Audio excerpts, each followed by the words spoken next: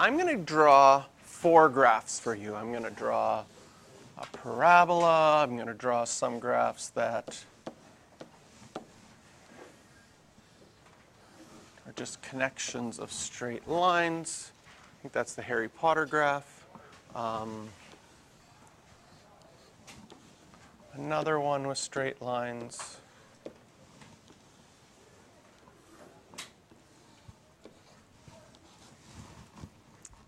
Now, this one I don't think is.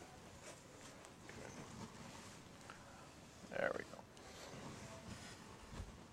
Now, of these 4 graphs, the question is, if I look at those 4 graphs, how do I know whether or not the inverse is going to be a function?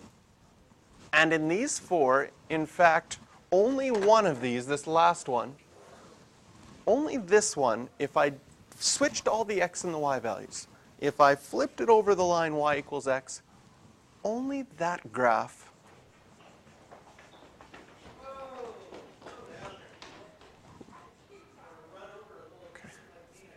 only that one will the inverse be a function, right?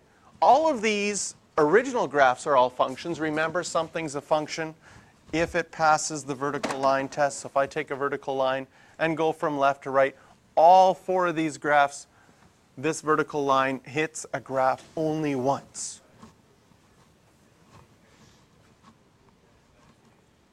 How can I tell just by looking at these whether the inverse is going to be a function? Okay, so if we look at drawing a horizontal line,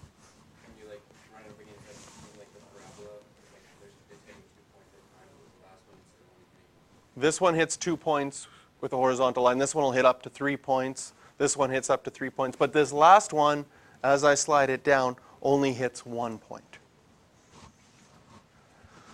And that's why the last one is going to be a function when we do the inverse. Now, part of the reason why that happens is because when we do an inverse, we switch x and y's.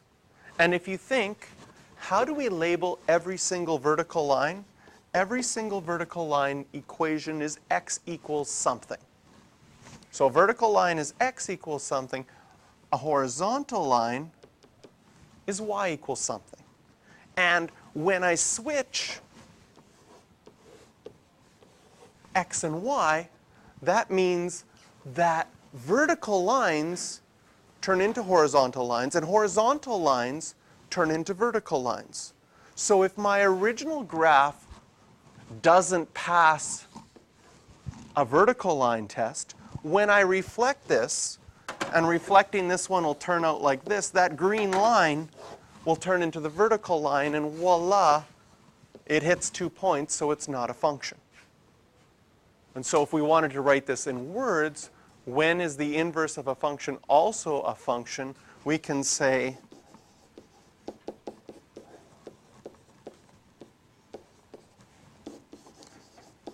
when it passes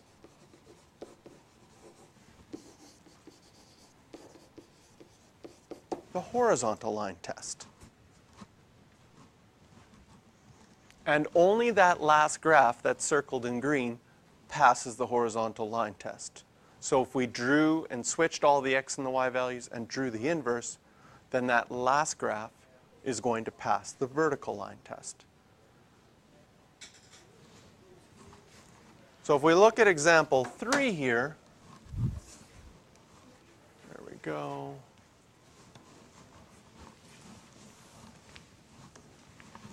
We have a parabola. And that parabola obviously doesn't pass the horizontal line test. This question says, determine 2 ways to restrict the domain. And restrict the domain means consider only part of it. Don't consider all of the domain. And if we only considered, for example, if I would go and I would erase this part of my graph, now the red graph passes the vertical line test. Or another thing I could have done is I could have erased this part of the graph. And then my parabola passes the horizontal line test. So off to the side here, I'm going to go, I'm going to take out my highlighter here. I'm going to highlight half of this in green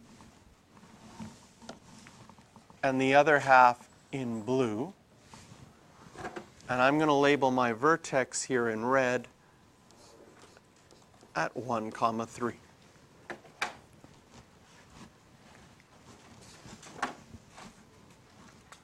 So two ways to restrict the domain, color coding things. My first way, I'm going to think in green. On the green side, that's where my x values are bigger than or equal to 1. So domain are x values. If my vertex is at 1, 3, can you see that the green part of the graph is all the parts where the x values are bigger than 1? I'm going to leave some space underneath that x greater than 1. And then in blue, I'm going to say a second way to restrict the domain is to look when my x values are less than or equal to 1. That would be the blue part. So the blue part or the green part, if you just considered that half, then my inverse would be a function. Now we want to write the equation of the inverse each time and show graphically what's happening. Well, to find an equation of an inverse, that's where we use our algebra. Step 1, switch the x and the y. So I have y equals x minus 1 squared plus 3. I'm going to start by writing x equals y minus 1 squared plus 3. Algebraically, if I want to get rid of that squared, I'm going to have to first move the 3 over to the other side. So I get the squared all by itself. And then I can square root both sides. Remember, when you square root both sides, you get that plus or minus. And finally,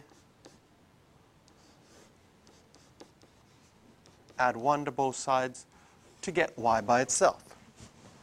Now that plus or minus actually creates two different equations. And we can split it up here. And we can say one equation would be with the plus sign. So that would be x minus 3 plus 1. And the other equation would be with the minus sign out front. So that would be negative x minus 3 plus 1. What we have to determine is which equation goes with which. One way that could help us is actually looking at the graph of the inverse. Okay? I'm going to keep the vertex, which is 1, 3. I'm going to keep that labeled in red here. If I switch the x and the y, I would get the point 3, 1.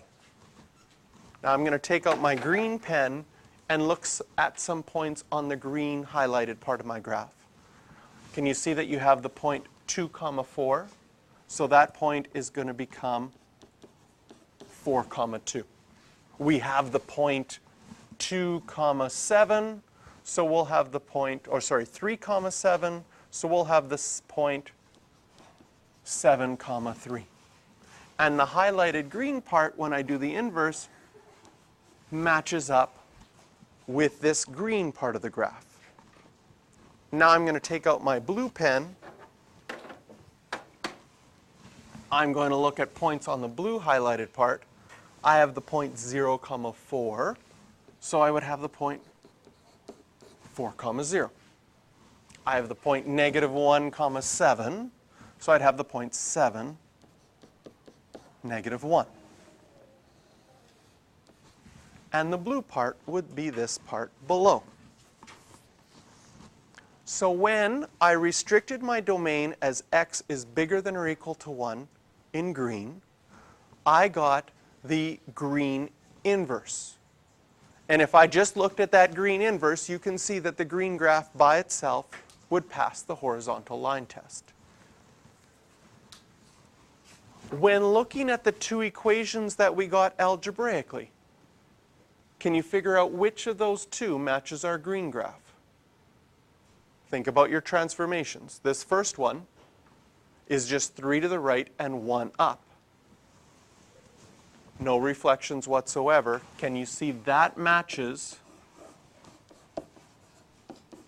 with our green graph? And the second one, with that negative out in front, that would be a vertical reflection. That makes your square root graph go down. Well, that matches up with our blue graph with the negative out in front. So one way you can determine which equation goes with which is based on the graph and using your transformations to think about it.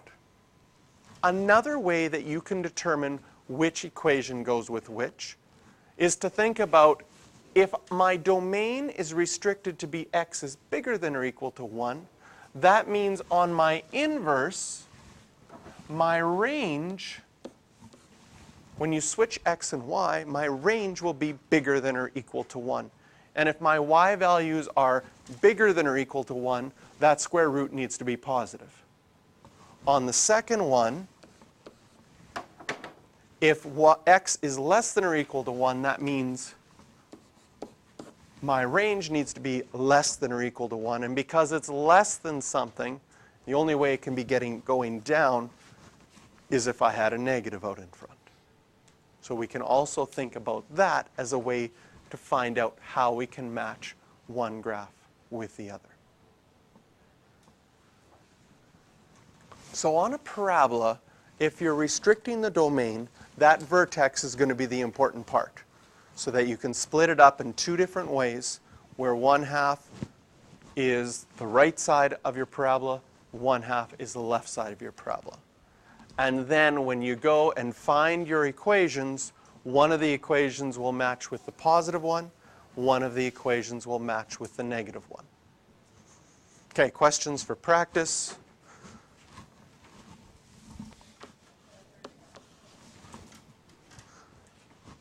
Oh, that's not the right numbers. That's what I gave you last time. 10 and 12. Here we go. Times 2. Perfect. Good recovery. Questions 10 and 12 for practice.